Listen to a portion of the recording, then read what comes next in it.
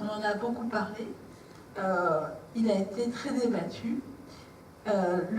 Pourtant, c'est un ouvrage qui a été réalisé par des scientifiques, paru aux éditions La Découverte, qui sont des éditions à la fois généralistes, plutôt scientifiques, plutôt anticolonialistes. Et donc, par exemple, le journaliste de Jeune Afrique a fait ce graphique là, où on voit à côté, il a fallu 4 ans pour le réaliser, il y a 547 pages, il y a 1200 illustrations sélectionnées, et ces illustrations, elles ont été sélectionnées après avoir regardé plus de 70 000 illustrations sur cette thématique. Le chiffre tout à l'heure, il y a donc 97 contributeurs, dont 50 femmes. Donc pour une fois, la parité est absolument établie, puisqu'évidemment, il s'agit en fait beaucoup de thèmes déjà. Le sexe, ça interroge souvent les historiennes. C'est vrai que c'est une chose qu'on a un peu reproché à l'ouvrage, d'être plutôt le point de vue des Blancs sur la question. Alors son objectif essentiel, c'est d'essayer de comprendre et de développer l'idée qu'en fait l'appropriation des corps et du sexe est au cœur de l'exploitation coloniale. Alors évidemment ça dépend des périodes, il y a des périodes où tout ce qu'on a c'est des peintures, c'est des caricatures, et puis il y en a d'autres où ça devient plus fort, peut-être plus violent, c'est lorsqu'on voit des photos, y compris des photos qui ont été faites par des troufions qui étaient là et qui ont trouvé malin de se filmer en train de violer une jeune femme. Et puis il y a aussi des œuvres contemporaines, des œuvres qui ont été réalisées pour le livre, pour l'illustrer, pour donner aussi un autre point de vue sur cette colonisation. Comment est-ce que finalement ont été perçues, conceptualisées, particulièrement les femmes, selon qu'elles étaient en Afrique, aux Antilles, en Asie. Et on a pu voir qu'il y a des différences, mais finalement pas tant que ça, et qu'il y a eu aussi des périodes qui variaient au niveau de la façon d'encadrer la sexualité coloniale, donc qui commence dès 1420 et puis qui va jusqu'à la période contemporaine et qui est complètement nourrie par des ouvrages scientifiques sur la question, la colonisation. On a longtemps dit par exemple que les Français n'étaient pas du tout en faveur de la colonisation, mais en fait il y avait quand même un certain désir de colonie qui arrivait avec notamment les cartes postales, les exhibitions, etc. Alors une autre critique qui a été faite, c'est que finalement l'ouvrage reconduit les violences sexuelles raciales. Donc ça a été beaucoup un reproche, un peu pour dire finalement on ne s'attend pas à avoir ce genre d'image, et c'est quelque chose qui est difficile à regarder. Est-ce que vraiment on peut prendre du recul? Une jeune fille nue, une très jeune fille, même s'ils ont fait attention en fait à ne pas ne pas choisir des images complètement pédophiles, mais très souvent c'est quand même des jeunes filles.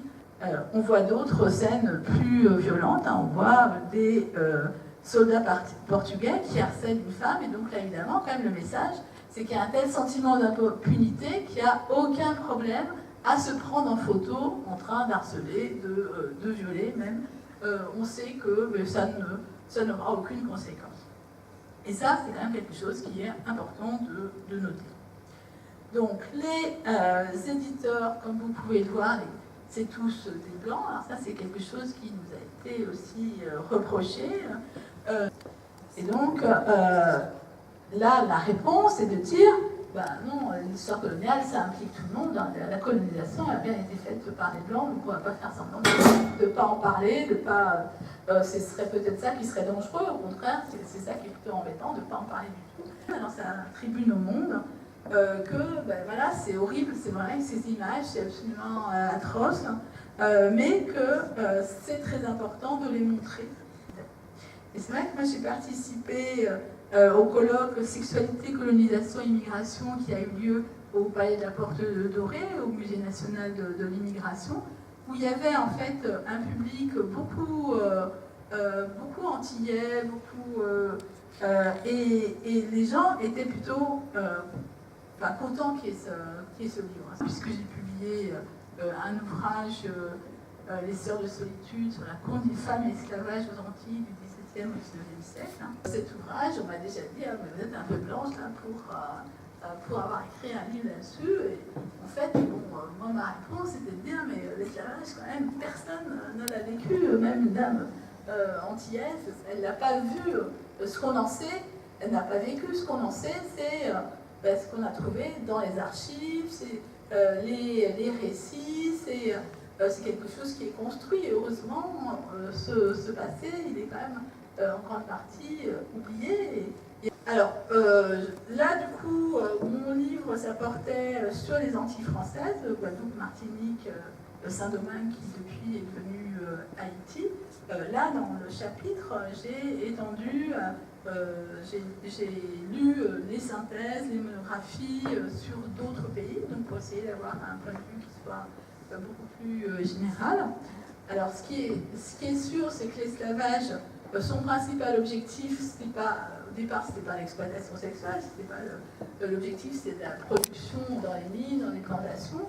Et puis ça s'est créé aussi au moment où il y avait cet objectif d'évangélisation qui était peut-être une justification plus qu'autre chose. Enfin, c'est vrai qu'à cette époque-là, c'était quand même aussi important.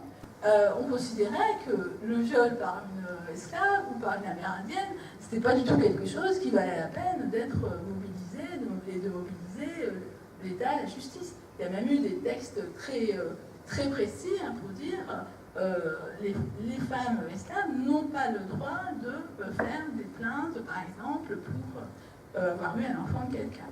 Marie-France sur la question.